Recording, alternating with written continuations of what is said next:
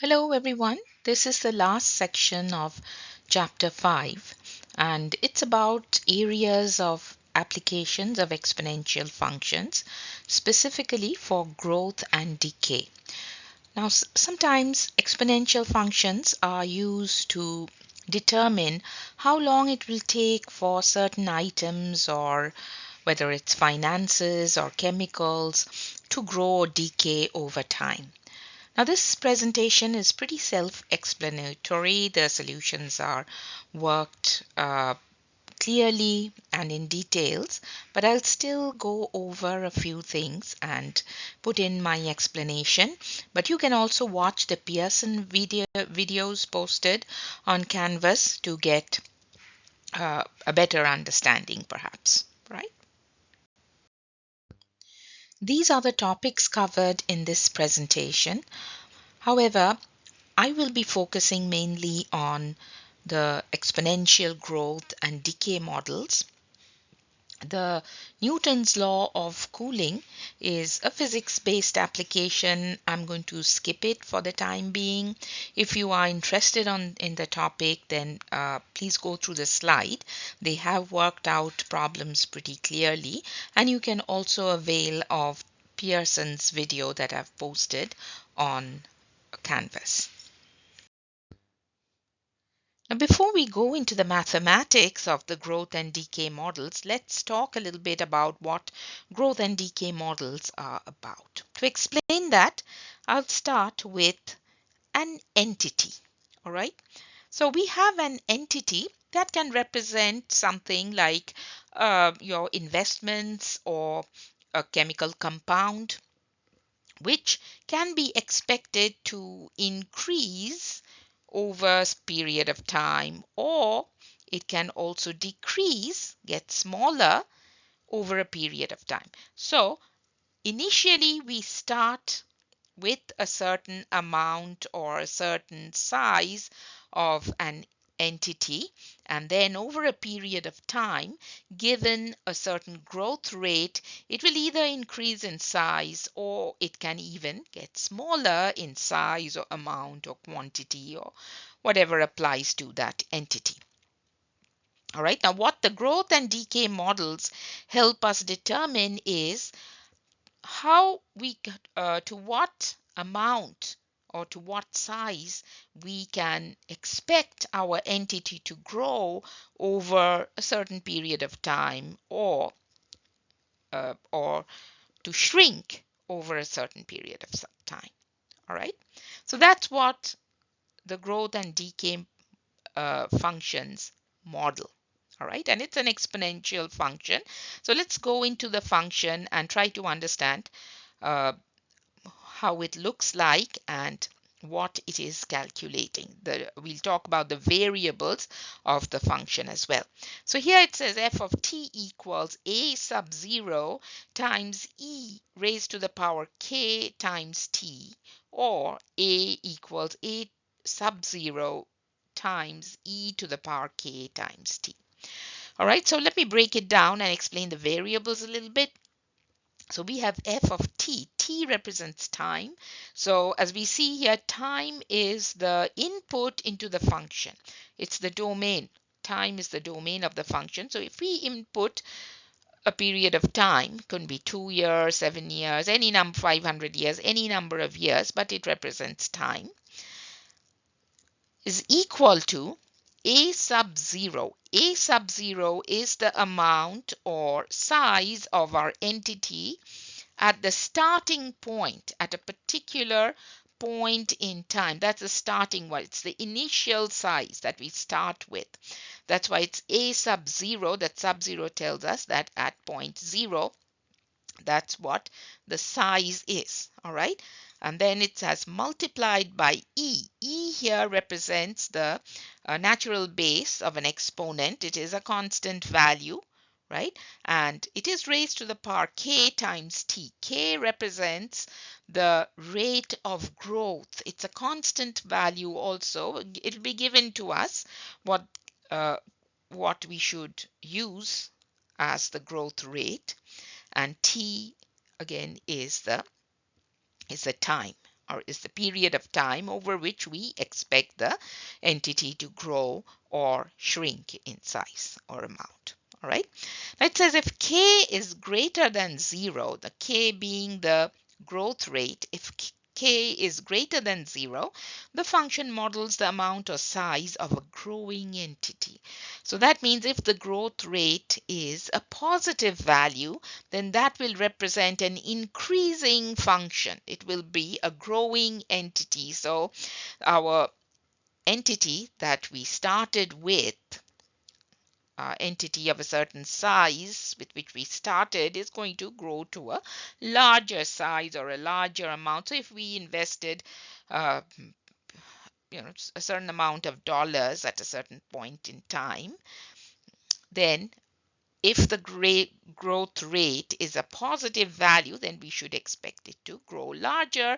And if we have a function given to us with all the variables that we need, then it'll calculate for us what our end amount will be after 2 years or 7 years or however many years the investment runs. Okay. Um, T is, of course, the time. All right, the time period. So again, keep in mind if k is greater than 0, that means the growth rate is positive. Therefore, the function is uh, is an increasing function. All right, it's a growing entity.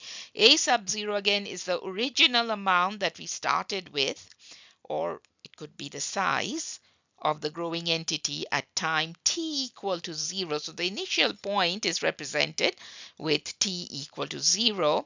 A is the amount at time t. That means it's the end amount after it progresses through the period of time, after a lapse of certain time, which we will know from the value of t. All right. So A is the amount at time t, and k is a constant representing the growth rate.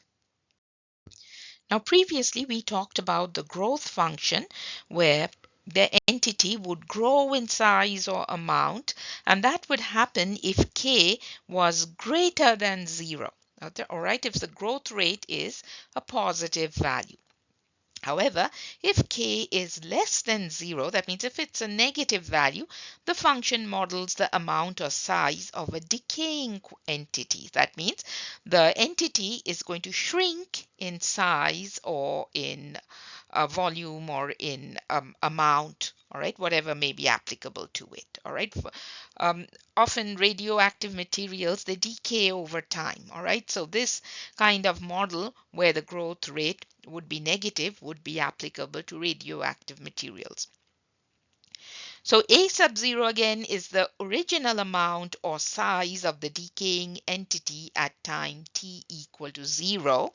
So at a certain point in time, over here, as you can see in the graph, t represents the horizontal line, and the amount is represented on the vertical y-axis. And we start off with a certain amount at time 0, t equal to 0, and we see that its size or volume or amount is declining, is shrinking over a period of time, calculated by this function here, a sub 0 times e to the power k times t. However, in this case, k will be a negative value. It's less than 0. Now let's go through this application problem, which is on population growth. It says here in 2000, the population of Africa was 807 million, and by 2011 it had grown to 1052 million. Use the exponential growth model A equals A sub 0 times e raised to the power k times t, in which t is the number of years after 2000, to find the exponential growth function that models the data. All right, so the growth function is given to us. We have to come up with the exponential growth function to model the data given. So let's just list the data given to us before we start plugging it in to the equation, into the function. All right. So over here, it says in 2000, the population of Africa was 807 million. So 2000, the year 2000 is our starting point. All right. So remember, we need a sub 0. So let's see what value we should use for a sub 0. A sub 0 is what the population was in the year 2000, which is the start year for us, all right, in this example. So I'm going to write a sub 0 is 807 million. So the numbers are in millions, so I'm just going to write 807, and we know that it's in millions. And then it says by 2011, it had grown to 1,052 million. So over a period of time, so how long was the period of time from 2000 to 2011 is 11 years, correct? So the time that lapsed between 2000 and 2011 is 11 years, and that's the value of t. All right. And what was the population at the end of 11 years? That's A. All right. Uh, that's the amount, the size, the population size in this case. And that had grown to 1052 million. All right. So I'm just going to write 1052. So we have a sub 0 given to us, that's 807. We have t given to us as 11, and the final population at the end of 11 years is 1052, right? What is not given to us is k. All right, k, the rate of growth is not given to us. So that's what we have to find by solving for k in this given equation. All right, so we are going to plug in the data points we already know. So this a on the left hand side is going to be 1052. That's the size of the population after 11 years. So that goes on the left hand side, it plugs into a. A sub 0, the population in the year 2000 what was 807. All right, at t equal to 0 was 807, so we replaced a sub 0 with 807. E is again the base of the exponent, natural base, so we leave it as e. K we don't know, so we'll have to just leave it as k, but t we know is 11, correct? So we can plug in 11 for t, and we will come up with this equation 1052 on the left hand side equals 807 times e raised to the power 11k, k times 11 or 11k. All right, and now we have to solve for k, correct? So the way we go about it is isolate the exponent, right? So how do we isolate the exponent?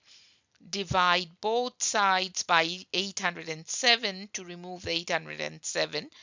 Then we can isolate the e to the power 11 times k equals 1052 divided by 807, right? And now we have to solve this exponential equation. We take the ln of both sides because there is an exponent with base e. We have to take the logarithms of both sides. Why do we take ln on both sides? Because the base is a e. Remember, ln is log base e. And then because the logarithm and uh, the argument of the logarithm has the same base, right? We can just make it 1. So let me just quickly work this out because you may not be able to see how they came up with 11k equals ln 1052 divided by 807. So we have to take ln on both sides because whatever we do on one side of the equation, we have to do the same thing on the other side, right? However, how did they get 11k? Remember, all right, I'm going to work it out here. All right, we can write this. This is an exponent, all right, 11k. Let me take out my pointer. 11k is the exponent of e. So we can apply the power rule of logarithms. And what happens with the power rule? The 11k is comes to the left hand side of ln e and multiplies with ln e. So I can write this as 11k, and at this point I'm applying the power rule of logarithms. So 11k times ln e, right? What is 11k times ln e? Ln e is 1. Remember that property, when we have the base of the logarithm as well as the argument the same, then the answer is always 1, correct? So ln e evaluates to 1, and we are just left with 11k, and that is what we have on the left hand side, right? And on the other side, we have ln of 1052 divided by 807. Now we just solve for k by dividing both sides by 11. And once we do the calculation on our calculators, we come up with a value for k, which is approximately 0.024, which is a positive growth, right? K represents the rate of growth of the function. So k now has a value 0.024, so we can just rewrite the model for a as a equals 807 times e to the power 0.024 multiplied by t. All right, or we can just replace this a and write it in function form as f of t equals 807 e raised to the power 0.024 t. All right, so now we'll go to the next slide and do a further calculation, inputting a value for t. Now for the same population growth problem, the next part is asking, by which year will Africa's population reach 2000 million or 2 billion? All right, so here the question is about finding the time, all right, by which year. So if we can find t, then we can just add it to 2000 and come up with a year for the answer, right? So we have our function, the model now from the previous slide where we found a value for k, which was the growth rate, and that's a equals 807 times e raised to the power 0.024 times t, right? Where k was the growth rate. So we plug in 2000 for a, and that 2000 does not come from the year, but it comes from the 2000 million, which is the expected result at the end of t amount of years. All right, so 2000 is plugged into a equals 807 times e to the power 0.024 t. So we have all the other variables here plugged in except for t, so we can solve for t. Again, t is in the exponent, so it'll be solving for an exponent. So again, we isolate the exponent portion, e raised to the power 0.024t, by dividing both sides by 807, and this is what we come up with. On the right hand side, we have 2000 divided by 807. Then we take the ln of both sides, and then we bring down the 0.024 to the left hand side of ln e, correct?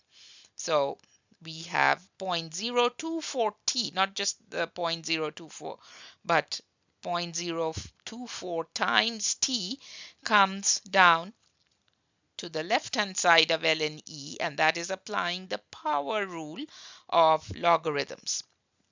All right, and remember again, ln e is equal to 1. So we end up with 0.024t equals ln of 2000 divided by 807, and then we divide both sides by 0.024 to isolate the t and get a value for t. So when we do this calculation on our calculators, we come up with an approximate value of 38 years to into t.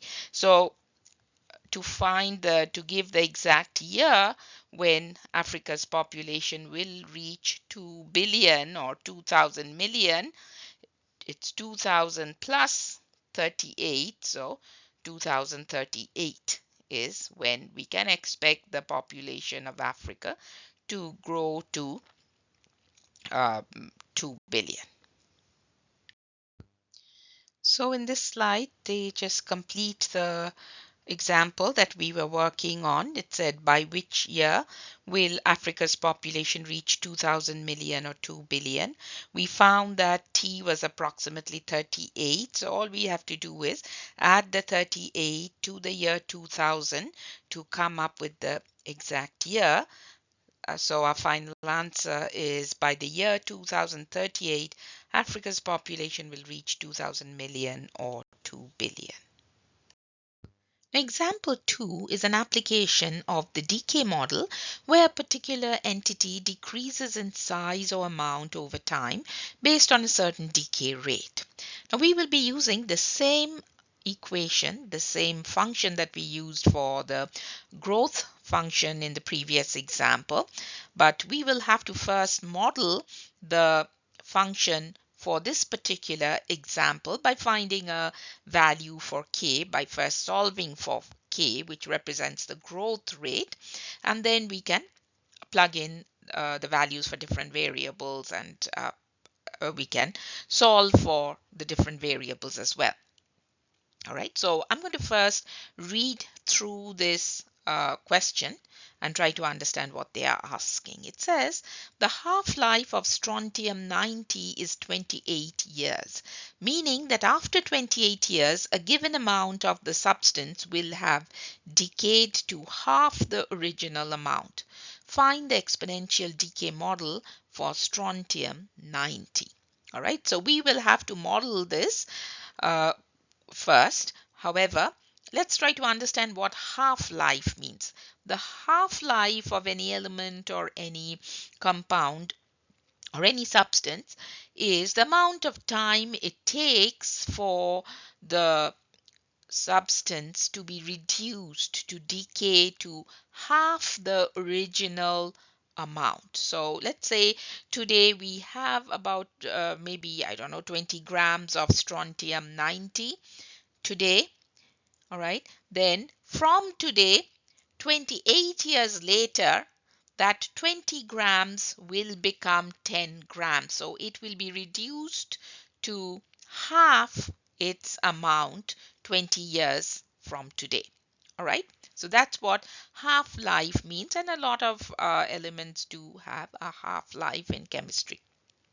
All right, so we have to first model it. That means let's see what variable values have been given to us, what values have been given to us, and from that we will be able to find the missing variables, and we'll have to solve for it. All right, so in the function itself we have a.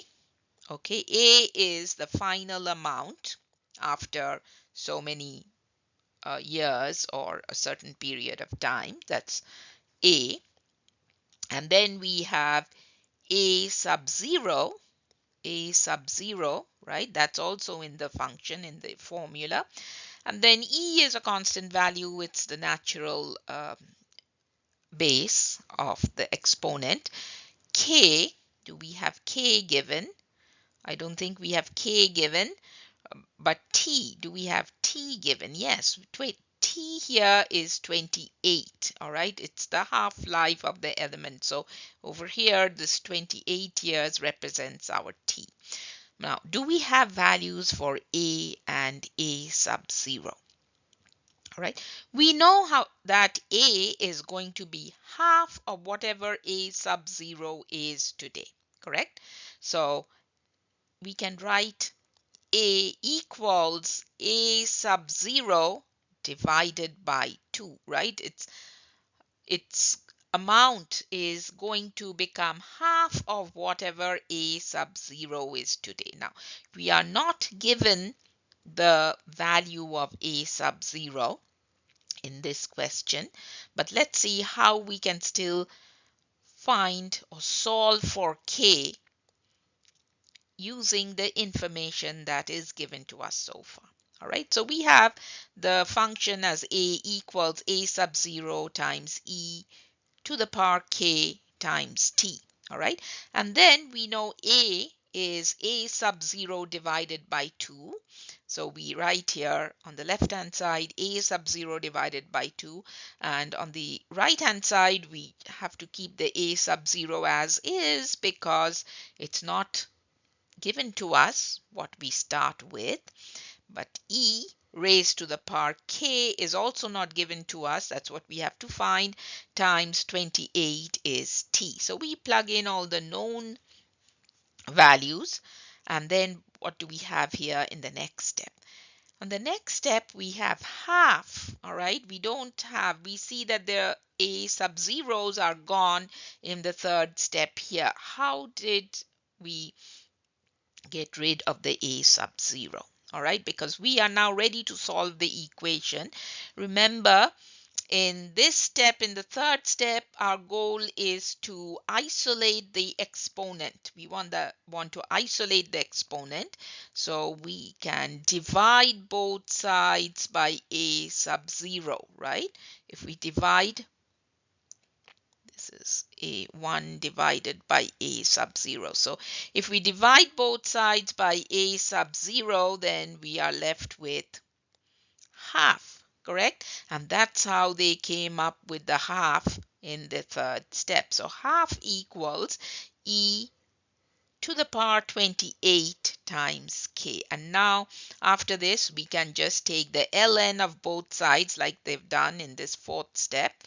We take ln of both sides, and we have ln of 1/2 on the left hand side. On the right hand side, this 28, all right, this 28k comes down on the left hand side. We are applying the power rule, so we can rewrite this as 28k times ln e, right? Applying the power rule of logarithms. And what happens after this? ln e is this here. Let me take out a different color now.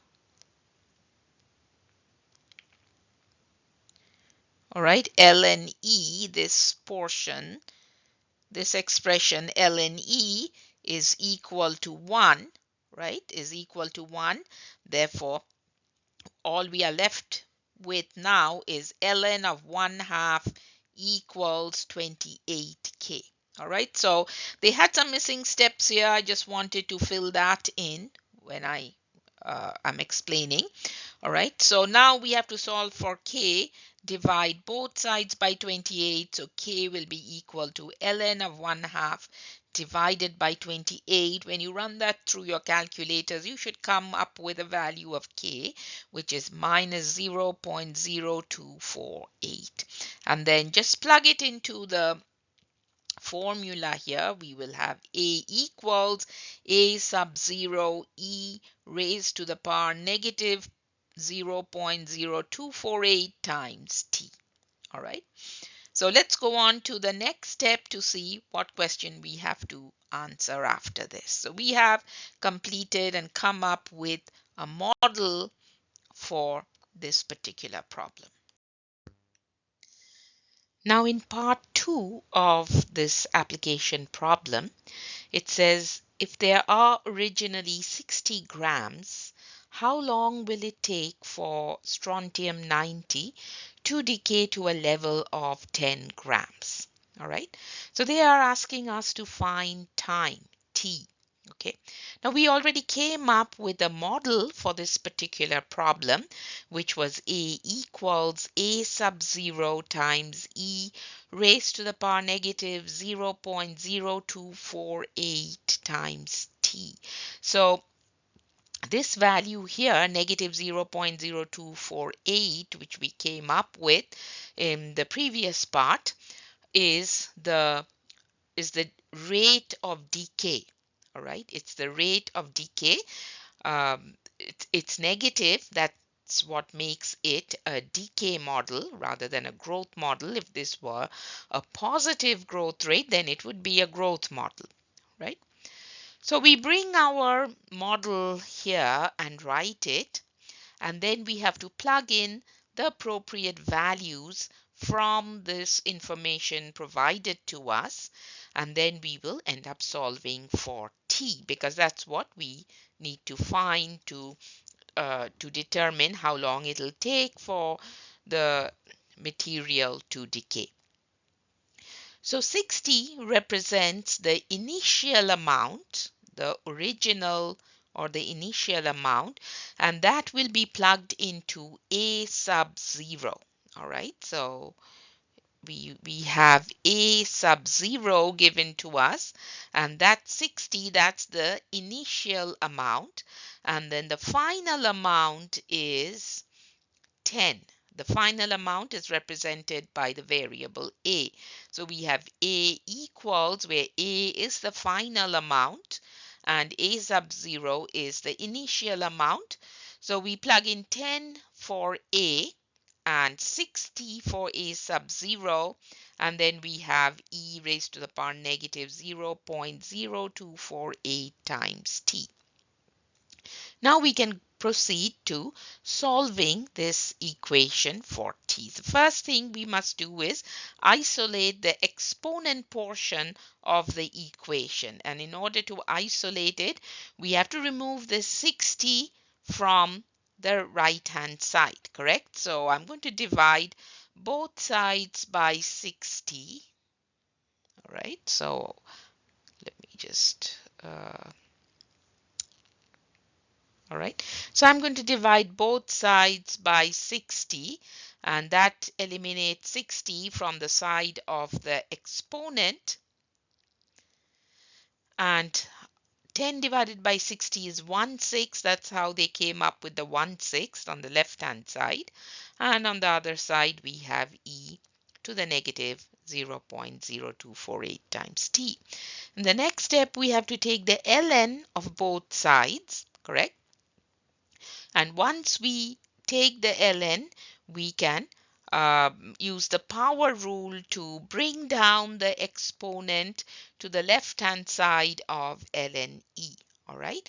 So what we see here in the following step up here on the right side, uh, they have switched the sides. All right. So they have brought ln of e to the left hand side, and they have moved ln of 1/6 to the other side. Now, how did they get to negative 0.0248 times t?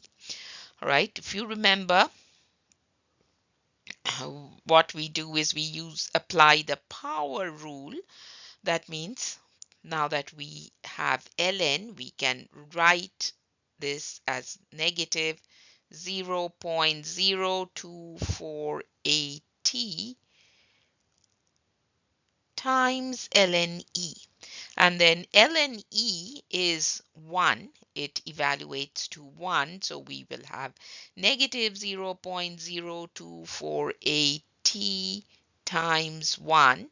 All right. And that's how they came up with this value on the left hand side. The other side still remains as ln of 1/6, and now we just solve for t by dividing both sides by negative 0.0248, and we have here ln of 1/6 divided by negative 0.0248, and that's the value, evaluated value of t. So once we run this through our calculators, we will get a value of 72 approximately for t. So the answer is it will take about 72 years for 60 grams of strontium 90 to decay to a level of 10